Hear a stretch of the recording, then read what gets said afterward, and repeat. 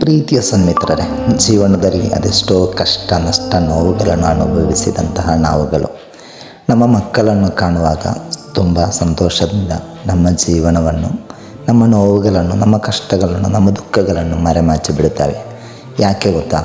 ನಾವುಗಳು ನೋವುಗಳನ್ನು ಅನುಭವಿಸಿರಬಹುದು.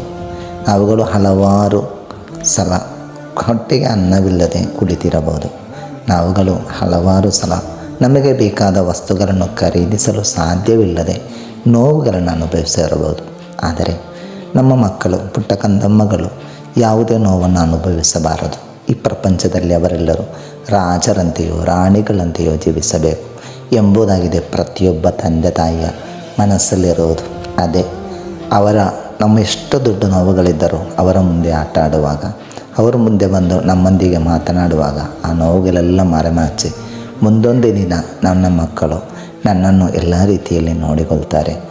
ಅವರ ಒಂದು ಸಂತೋಷವೇ ನಮ್ಮ ಜೀವನದ ಅತಿ ದೊಡ್ಡ ಸಂತೋಷವಾಗಿರುತ್ತದೆ. ಅವರ ಆಟಗಳು, ಅವರ ಚೇಷ್ಟೆಗಳು, ಅವರು ನೀಡುವಂತಹ ಸಣ್ಣ ಸಣ್ಣ ಉಪದ್ರಗಳು ಅದು ದೊಡ್ಡ ನೆನಪಾಗಿ ಮತ್ತೆ ಅವರು ದೊಡ್ಡವರಾದ ನಂತರ ಅವರಿಗೆ ಹೇಳಲಿಕ್ಕಿರುವಂತಹ ಒಂದು ದೊಡ್ಡ ಕಥೆಗಳಾಗಿ ಮಾರ್ಪಾಡಾಗುತ್ತದೆ. ಸರಿ ತಾನೇ?